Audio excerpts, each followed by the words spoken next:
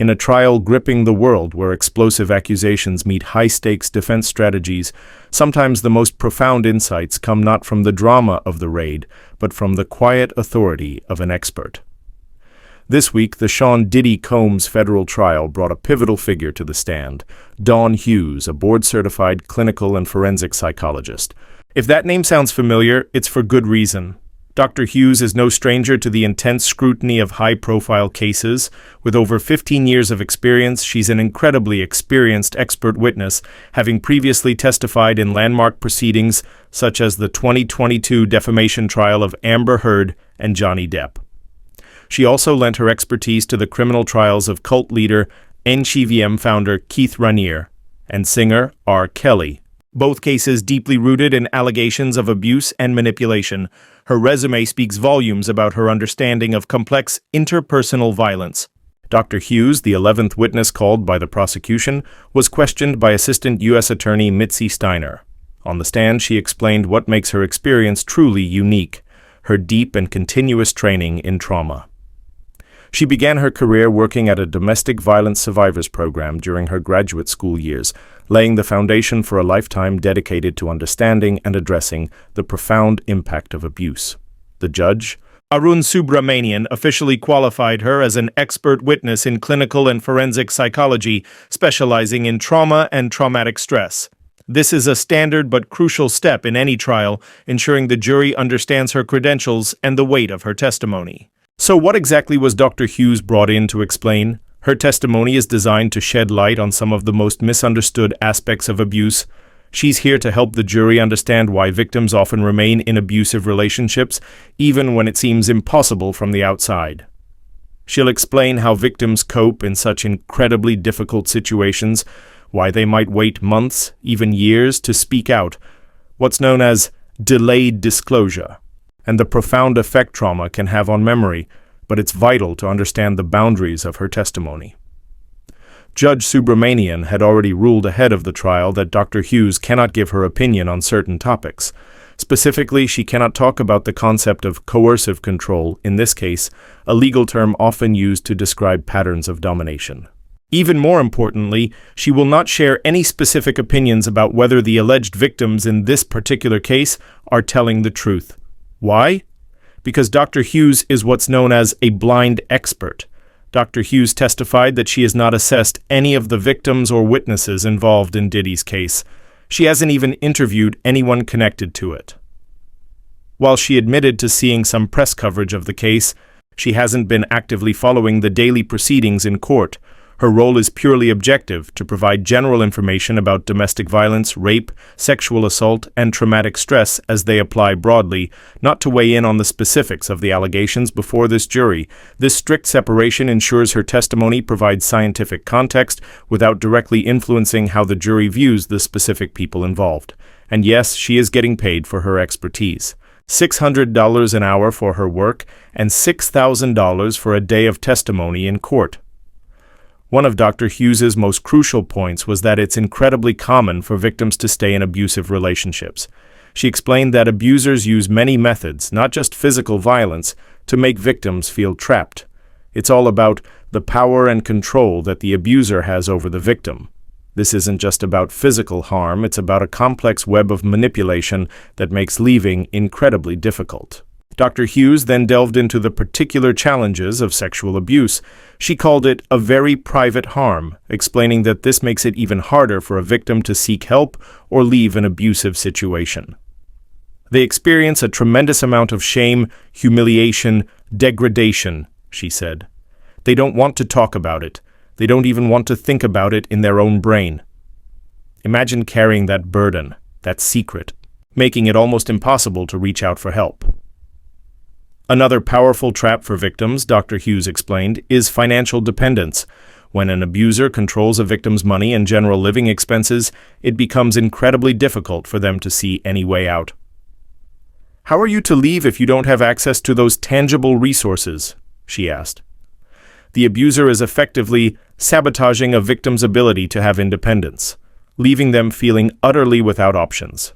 Perhaps one of the hardest concepts for many to grasp is the idea of a trauma bond. Dr. Hughes testified that abusive relationships are not just about abuse, they often include moments of love and kindness. The victim wants that, they want that back, she explained.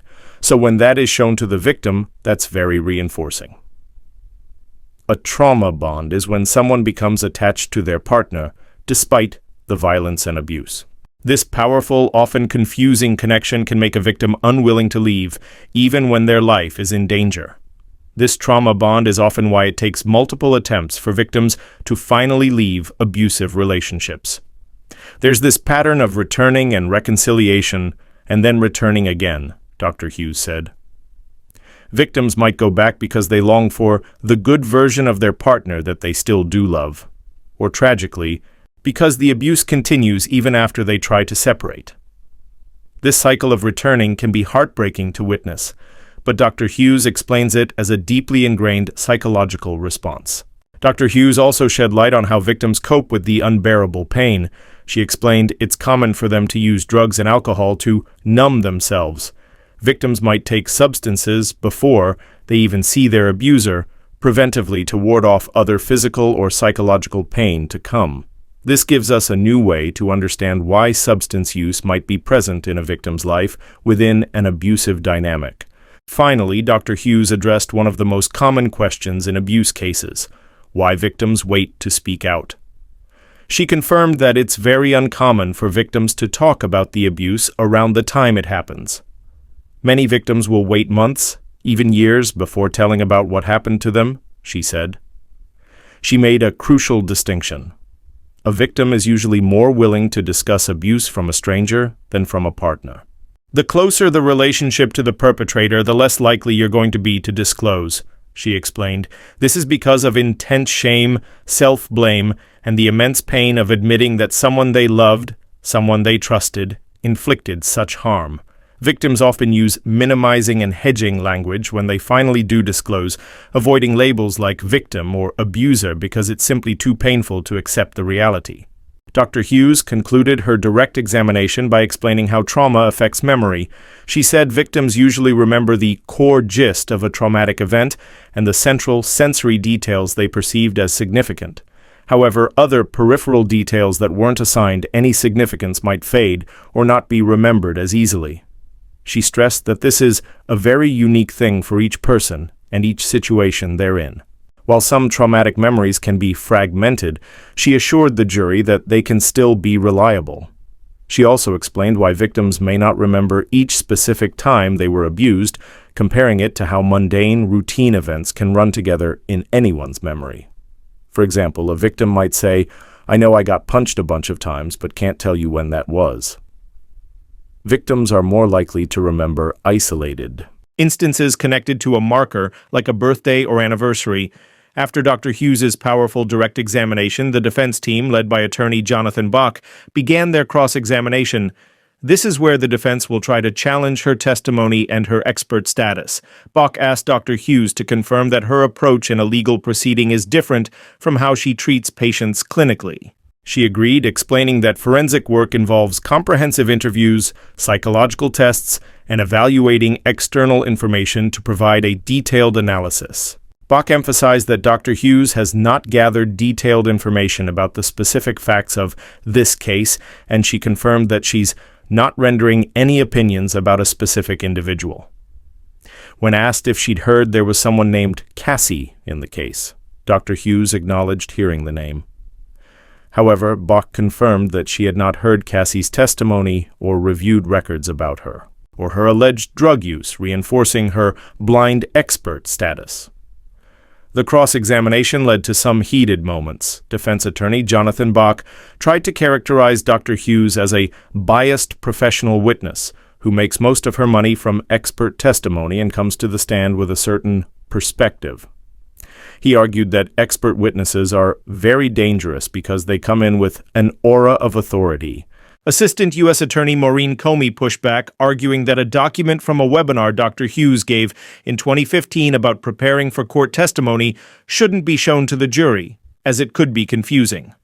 Judge Subramanian sided with the prosecution on the document itself, but allowed Bach to ask more questions about the training. In a key moment of the cross-examination, Dr. Hughes confirmed she has never testified in the defense of a man accused of sex crimes. Her reason was clear. "I don't evaluate offenders," she stated. This statement strongly positions her as a victim-focused expert. Bach also questioned her about 6 meetings she had with prosecutors concerning her testimony, some of which occurred since the trial started. Hughes maintained that prosecutors have not discussed the specifics of the case with her in these meetings. Finally, after extensive questioning, defense attorney Jonathan Bach finished his cross-examination. Assistant U.S. Attorney Mitzi Steiner then conducted a brief redirect examination, confirming that Dr. Hughes only evaluated court filings related to her general testimony and that those filings were redacted, so she couldn't read any facts of the Diddy case.